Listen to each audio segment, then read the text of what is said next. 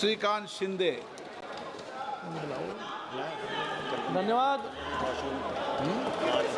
सभापति महोदय कि आपने मुझे इस महत्वपूर्ण विषय पर बोलने का अवसर दिया। आज ऑपरेशन सिंदूर की कामयाबी पर यहाँ पर चर्चा हो रही है। मैं अपनी पार्टी शिवसेना और अपने नेता एकनाथ शिंदे जी को धन्यवाद देता हूँ। और आज मैं यहाँ पर सेना को बहुत बहुत धन्यवाद देता हूँ कि आज सेना ने जो ऑपरेशन सिंदूर, सर देखिए हाउस ऑर्डर में लाइए सर। 1.5 लाख रुपया दे के आया हूँ, एक दिन के लिए आपकी अंतरात्मा मर चुकी है क्या? Nobody is speaking. मैं 1.5 लाख रुपया एक दिन के लिए आया हूँ त्योहार से यहाँ तक। मुझे बोलने दीजिए, मैं कश्मीरी हूँ। ऑपरेशन सिंदूर मेरे इलाके में लड़ा गया, लाशें मेरी गिरी। सर देखिए उधर खड़े सब बैठूंगा तो और क्या करूँगा? विशाल बोलिए शिंदे जी, बोलिए शिंदे जी, प्लीज ऑर्डर में सर, प्लीज बैठिए।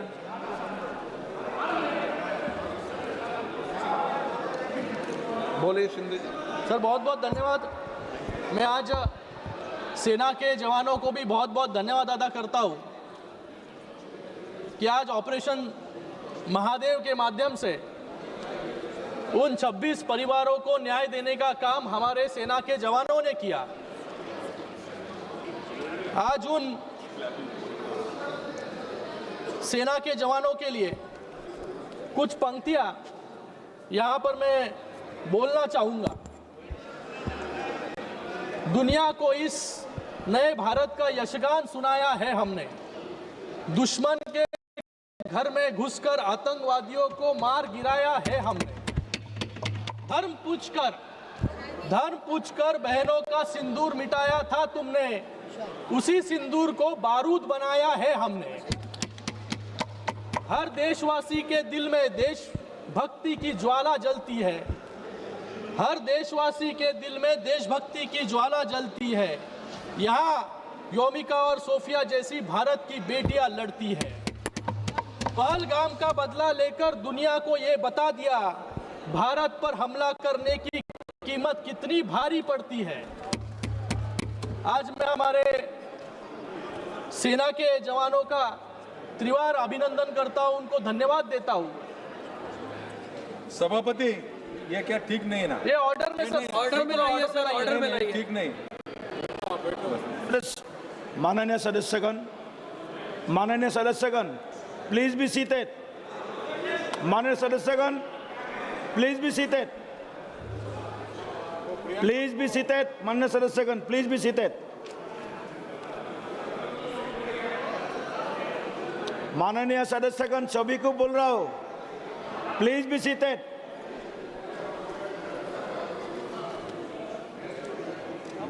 Please start. मैं यहाँ पर जो लोग पहलगाम में आतंकवादी हमले में मारे गए उनको भी श्रद्धांजलि यहाँ पर व्यक्त करता हूँ। यहाँ पर सभी लोग विपक्ष के इंटेलिजेंस फेलियर के बारे में बात कर रहे हैं। पूछ रहे थे कि आतंकवादी कैसे आए, कहां से आए, उस आतंकवादियों का क्या हुआ। आज आतंकवादियों का, अरे त्याच्यातून आता मॅच्युअर व्हा, वरती या, सभागृहामध्ये आले, पार्लिमेंटमध्ये आले, महापालिकेत नाही आता। तो आज इंटेलिजेंस फेलियर के बारे में यहाँ पर बहुत बात हो रही है। मुझे इनको सवाल पूछना है कि 2006 में जो बम ब्लास्ट हुए, वो बम ब्लास्ट के आरोपी कहां से आए थे।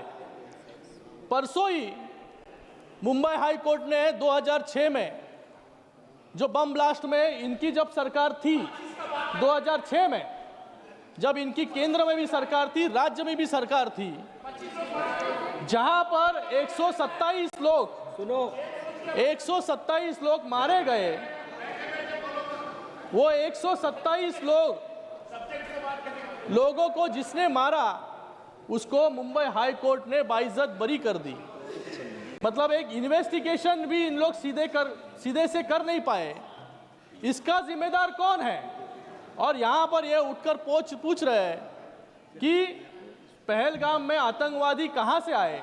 अरे आतंकवादी आए, उनका पता लगाया और आतंकवादियों को मार गिराने का काम भी आज किया। लेकिन 2006 में जो 127 लोग मारे गए, वो परिवार आज भी न्याय की गुहार लगा रहे हैं। उनको न्याय कौन देगा? उनको न्याय कब मिलेगा?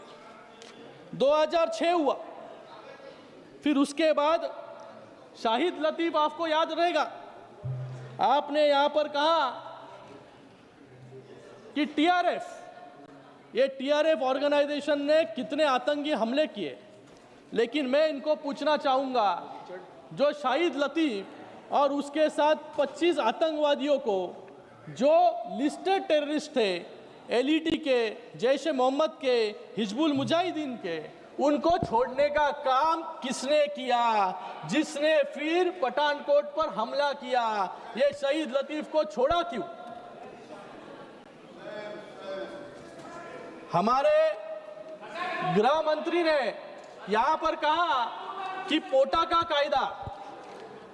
कायदा हमारी सरकार लेकर आई, लेकिन वो पोटा का कायदा रद्द करने का काम, रिपील करने का काम किसने किया? कांग्रेस ने किया। इसलिए इतने आतंकवादी हमले जो देश पर हुए, वो ये पोटा का कायदा रद्द होने के कारण यहां पर किए। यहां पर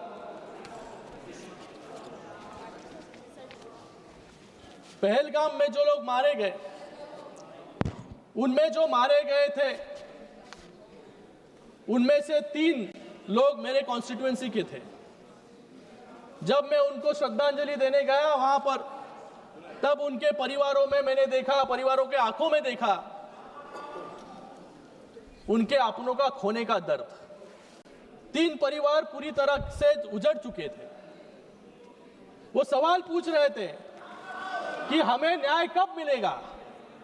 लेकिन आज उनके परिवारों को लगा रहेगा कि आज सरकार के माध्यम से और हमारी सेना के माध्यम से उनको न्याय देने का काम जो है आज यहां पर हुआ है। आत्मा को शांति मिली। उन्हीं जैसे 1993 के बम ब्लास्ट में, 2006 के 6 के ट्रेन ब्लास्ट में, 26/11 के आतंकी हमले में और दिल्ली ब्लास्ट में, ये परिवार जिनके परिवारों के सदस्य जिन्होंने खोए, वो आज भी न्याय की पुकार कर रहे हैं। आज वो भी इंतजार कर रहे हैं कि उनको न्याय कब मिलेगा। ये क्यों हुआ? कांग्रेस की विफलता और फॉरेन पॉलिसी फेलियर के कारण। आज 2006 में मैंने कहा आपको, कोर्ट ने कहा लैक ऑफ एविडेंस, मतलब आप वहां पर प्रूव नहीं कर पाए कि 2006 का ट्रेन ब्लास्ट किसने कराया। इसलिए आज उनके परिवार भी न्याय की गुहार लगा रहे हैं। आज यहां पर कुछ लोग 2006 हमारे सदस्य साथी अरविंद सावंत जी कल पूछ रहे थे कि 2006 वालों को न्याय कब मिलेगा, 2006 में ट्रेन में मारे गए लोगों को न्याय कब मिलेगा। मुझे उनको कहना है कि अगर बगल में पूछ लेते तो उनको पता चल जाता। कल कुछ लोग यहां पर बोल रहे थे कि ऑपरेशन सिंदूर एक तमाशा है। मुझे उन लोगों को यहां पर कहना है कि जब 2008 में मुंबई में बम ब्लास्ट हुआ, तब इनके मुख्यमंत्री एक बॉलीवुड के डायरेक्टर को लेकर जाकर ताज में उनको लेके जाने का काम इनके ही मुख्यमंत्री ने किया। फिर बाद में इनके ही गृह मंत्री ने कहा कि बड़े बड़े देशों में छोटी छोटी बातें जो है होती रहती है। फिर इनके ही जो गृह मंत्री थे, जो 3-3 बार जो है कपड़े बदलते थे, ये तमाशा तब होता था। लेकिन आज फैसला ऑन द स्पॉट। आपके गृह मंत्री के बारे में बात कर रहा हूं, तब के पुराने गृह मंत्री। और यहां पर मैं कुछ सवाल पूछना चाहूंगा। आतंकवादी इकबाल मूसा जो 93 ब्लास्ट में दोषी पाया गया, ये इकबाल मूसा मुंबई में जब लोकसभा के चुनाव शुरू थे तब यूबीटे के प्रत्याशी के प्रचार के लिए 93 के बम ब्लास्ट का कन्विक्ट यहां पर उनका प्रचार करने आया था। और आज वही पूछ रहे हैं, बताओ उत्तर दो। आज वही पूछ रहे हैं कि ये आतंकवादी जो आए हैं वो कहां से आए। अरे ये इकबाल मूसा कहां से आया? ये इकबाल मूसा किसके प्रचार में आया? ये इकबाल मूसा कौन से पार्टी के प्रचार में आया? ये भी अरविंद सावंत जी को बताना होगा।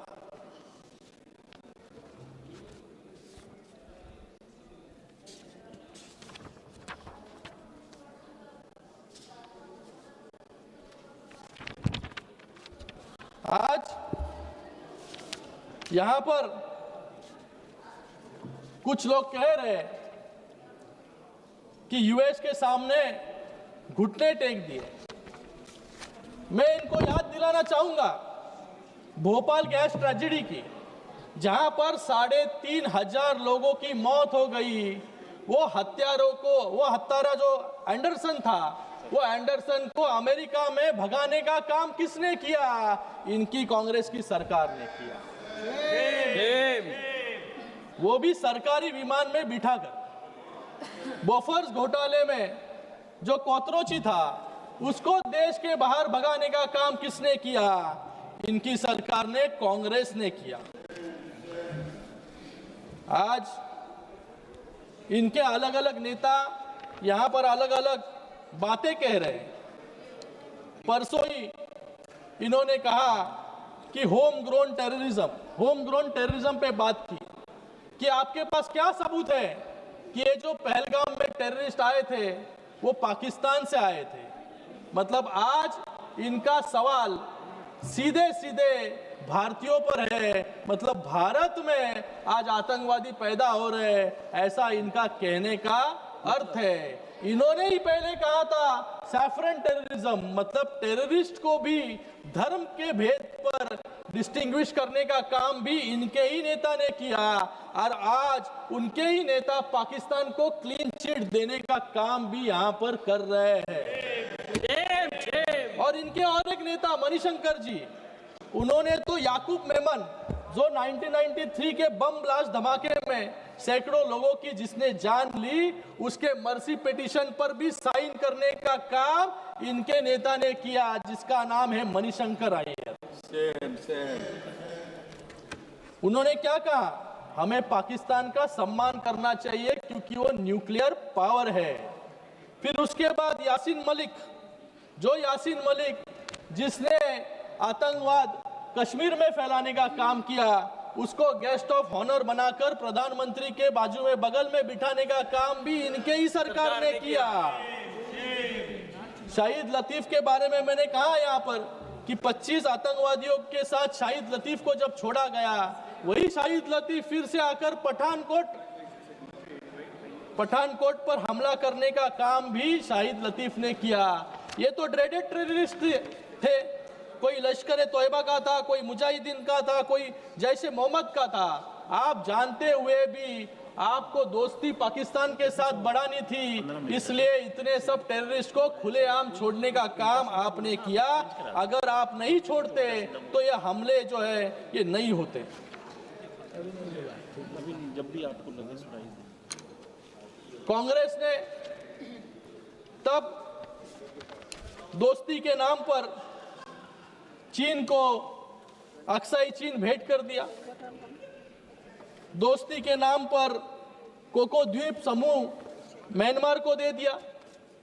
दोस्ती के नाम पर जब 1948 में जब हमारी सेना ने पूरे पाकिस्तानी कबालियों को ट्राइबल आर्मी को खदेड़ दिया था, तब भी जाके आपने युद्ध विराम लगाने का काम किया। जो बायलैटरल इशू था उसको इंटरनेशनल बनाने का काम आपने ही किया, और आज आप ही पूछ रहे हो कि पीओके कब लोगे। अरे पीओके देने का काम तो आपने किया, ये पाप आपने किया। लेकिन आपको बता दूं, जिस तरीके से 370 हटाने का काम किया, राम मंदिर बनाने का काम किया, वक्फ का निर्णय लेने का काम किया, पीओके भी जरूर जो है हिंदुस्तान का हिस्सा बनाने का काम भी हमारी ही सरकार में होगा। आज जो अफजल गुरु, जिस अफजल गुरु ने इस लोकतंत्र के मंदिर पर हमला किया, उसके लिए भी इनके तब के गृह मंत्री को बहुत ज्यादा सहानुभूति थी। उन्होंने कहा था कि there were grave doubts about his involvement, he could have been imprisoned for life without parole. मतलब जिसने इस लोकतंत्र के मंदिर पर हमला किया, उसकी सजा कम करने की मांग भी इनके ही सरकार ने और इनके ही नेता ने किया। ये सब ये भूल गए। लेकिन जब प्रणब मुखर्जी राष्ट्रपति बने, तब बाला साहब ठाकरे ने उनको कहा कि पहला काम आप कीजिए, ये जो अफजल गुरु है उसको फांसी की सजा देने का काम राष्ट्रपति जी को कहा बाला साहब ठाकरे जी। लेकिन इन्होंने हर एक आतंकवादी को बरी करने का काम, हिंदुस्तान से बाहर भेजने का काम इन्होंने किया। मैं यहां पर एक डेलीगेशन का भाग भी था, एक डेलीगेशन को मैंने लीड भी किया। सबसे युवा सांसद था इस डेलीगेशन को लीड करने वाला। मैं इसके लिए प्रधानमंत्री नरेंद्र मोदी जी का, अमित शाह जी का और एक्सटर्नल अफेयर्स मिनिस्टर जी का भी धन्यवाद अदा करता हूं कि आज उन्होंने एक डेलीगेशन लीड करने का मौका मुझे दिया। और यहां पर सब लोग कह रहे थे कि ये डेलीगेशन जो भेजे गए, उस डेलीगेशन को मिला क्या, किस प्रकार से रिस्पॉन्स लोगों का मिला, आपको वहां पर कौन मिला। मैं आपको बताना चाहूंगा कि हमारा डेलीगेशन यूएई गया और बाकी 3 अफ्रीका देशों में गया। सर मैं अकेला हूं स्पीकर, 3 अफ्रीकी देशों में गया। वहां पर हमें प्राइम मिनिस्टर उस देश के प्रेसिडेंट, उस देश के फॉरेन अफेयर मिनिस्टर, ये सब मिले और सभी ने भारत के साथ संवेदना प्रकट करने का काम भी किया। उसमें से दो देशों ने अपने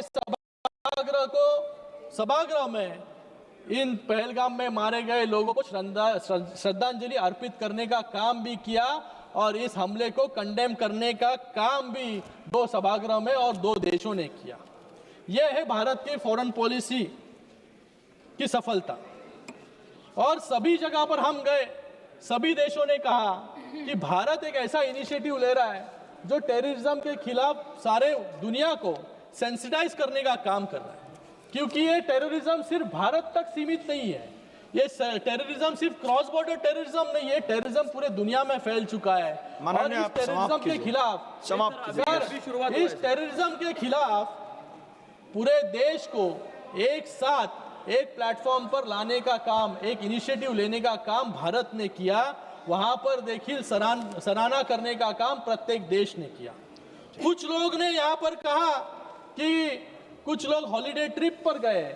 मुझे इन लोगों को कहना है कि आपके भी सदस्य इस डेलीगेशन को लीड कर रहे थे, उनसे जाकर पूछिए कि आप हॉलिडे ट्रिप पर गए थे या देश का पक्ष रखने गए थे।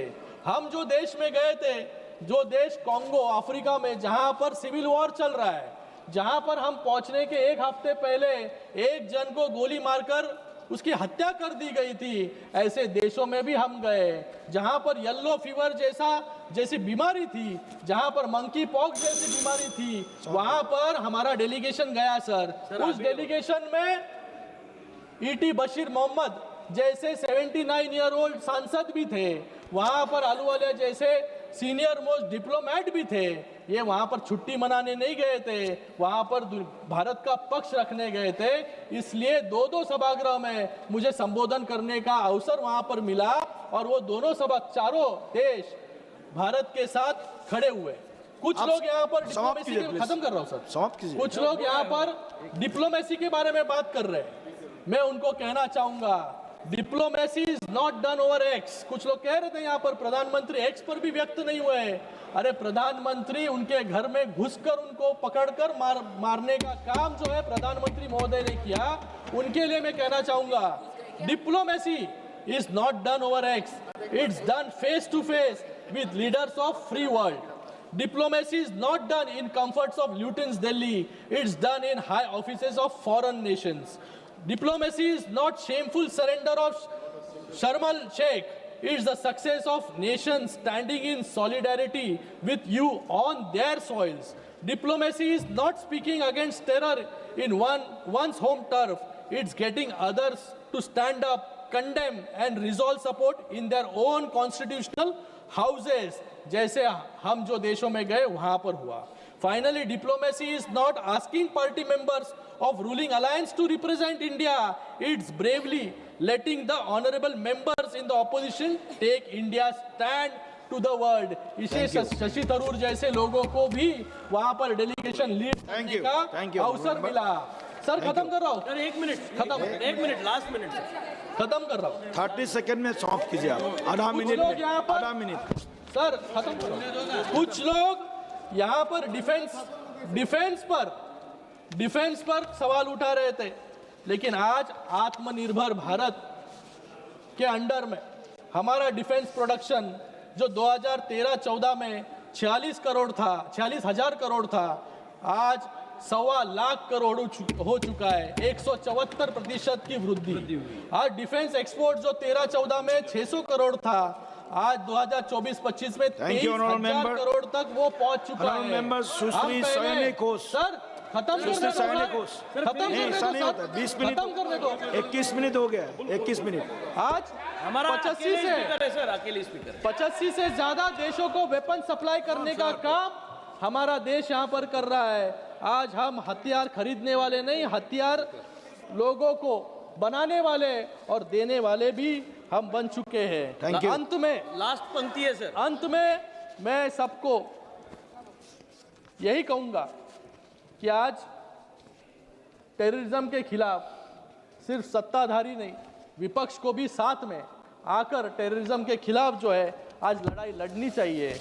जो आज भारत की सेना जिस प्रकार से आतंकवाद खत्म करने के पीछे लगी है, उनको प्रोत्साहित करने का काम यहाँ पर करना चाहिए। थैंक यू, ना कि थैंक यू। और मैं आज एक मेरा आज धन्यवाद सर खत्म कर रहा हूँ लास्ट जी प्लीज। अरे ऐसे 18 बार हो गया रिक्वेस्ट, हमको भी देना पड़ेगा फिर। आप कैसे आप समाप्त कीजिए प्लीज, आज समाप्त मैं कीजिए। हमारे जवानों को अभिनंदन भी करता हूँ और उनके लिए एक कुछ पंक्तियाँ भी यहाँ पर बोलना चाहूँगा और मेरा भाषण समाप्त करना चाहूँगा। राह के पत्थर को चकनाचूर होना चाहिए, वार चाहे एक हो भरपूर होना चाहिए। सिर्फ इतना ही नहीं कि पाकिस्तान हार अपनी मान ले, वो हमारे सामने मजबूर होना चाहिए। धन्यवाद। जय हिंद, जय महाराष्ट्र।